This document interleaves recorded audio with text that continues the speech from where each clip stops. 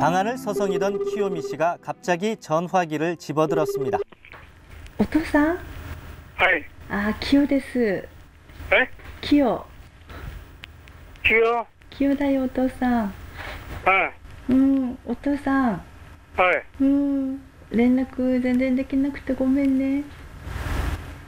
しょうがないよ。 지켜보는 사람이 미안할 정도로 부녀 간의 대화는 어색하게 이어졌고 키요미 씨는 어렵게 이야기를 이어갔습니다. 息子と娘も会いたいんだってことで今日着いたんだけどもういいよ 수화기 넘어 아버지의 목소리는 차갑고도 단호했습니다. 그날 밤 승진이는 한 번도 뵙지 못한 외할아버지, 외할머니에게 편지를 썼습니다. 안녕하세요. 외할머니, 외할아버지. 저는 외할머니와 외할아버지의 손자 김승진이라고 합니다. 엄마에게서 두 분에 대한 말씀을 많이 들었지만 만난 적이 없어서 궁금합니다. 엄마는 외할아버지 댁에 가고 싶지만 갈 수 없다면서 자주 눈물을 흘리십니다. 외할아버지, 외할머니는 제가 보고 싶으신가요? 저는 보고 싶어요. 한 번도 본 적은 없지만 사랑합니다. 한국에서 승진 올림. 이런저런 사정도 모르고 들떠있는 두 남매. 행여 그들에게 또 다른 상처를 주는 것은 아닐지 키요미 씨는 늦게까지 잠을 이루지 못했습니다. 다음 날 두 남매를 앞세우고 무작정 친정집을 찾았습니다. 13년 만에 들이닥친 딸, 그리고 낯선 외손자. 아버지는 아무 말이 없습니다. よく一緒に頑張ってるってことで子供たちが会いたいっていうから。せっかくお前忘れかかったのに、ぶり返すようなことしないでくれよ。 13년의 생이별, 두 남매까지 앞세우고 찾아온 친정집이건만 부녀 간의 갈등은 끝나지 않은 진행형입니다. 한동안 침묵이 흐르고 어색한 분위기를 넘겨보려고 아이들과 절을 올려봅니다.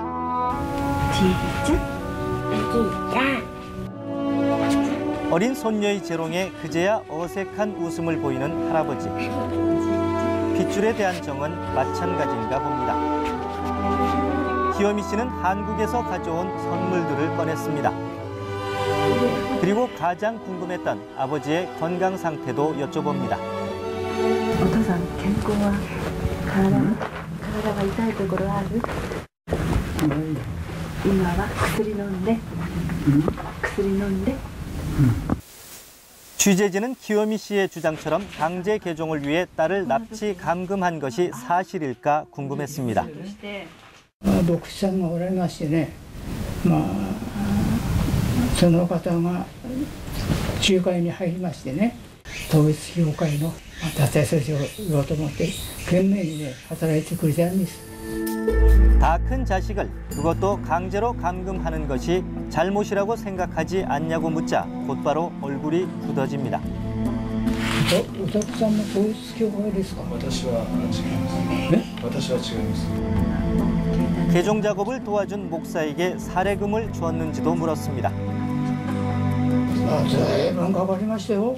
お金のことは言いたくないです。10万円とか20万円とかそういうぐらい。牧師さんですか？いやもっともっと。100万円とかそう。向こうの方に言われましたからね。 질문이 이어지자 아버지는 오후에 어머니와 함께 홋카이도로 여행을 가기로 했다면서 이제 헤어지자는 말을 건넸습니다. もう今後も一切も来ないでくれとそう言いたいんです。そう言います。来てもらいたいはありません。 반나절의 짧은 만남. 키요미 씨는 다시 기약 없는 이별을 하고 발걸음을 돌려야 했습니다.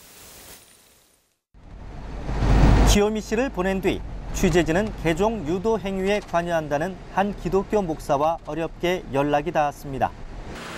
도쿄에서 자동차로 2시간 거리인 사이타마 현의 조그마한 교회. 그는 처음부터 극도의 경계심을 갖고 취재진을 맞이했습니다. 그리고 미리 준비한 녹음기를 꺼내더니 자신도 녹취를 하겠다고 했습니다. 자리에 앉자 먼저 자신부터 질문을 하겠다는 시미즈 목사. 취재진이 통일교를 믿는지, 자신의 연락처를 어떻게 알게 됐는지 30분 넘게 이것저것 해묻더니 드디어 입을 열었습니다. 뜻밖에도 시미즈 목사는 자신의 개종 활동을 인정했습니다. 그러나 무엇보다 가족의 요청으로 하는 일이지 강제는 아니라고 했습니다. 家族自身が自分自身の中で私から受けたアドバイスをですね、咀嚼して勉強して、力をつけていく、そういう方法なんですよ。 대가를 받았냐는 질문에는 강하게 부인했습니다. いやお金はかからないですよ。教会に来てね、献金とか礼拝に出て献金するのはまあかかるといえばかかるかもしれませんが、それ自由ですから。 그럼 자선 활동을 하는 것이냐고 재차 따져 묻자 교통비나 숙박비 정도를 실비로 받을 수는 있다고 했습니다. でそういう私はお金持ちじゃないので建て替えるってこともできませんので、その場合には実費をいただくことにしています。で泊まるところも用意してあれば別ですけども。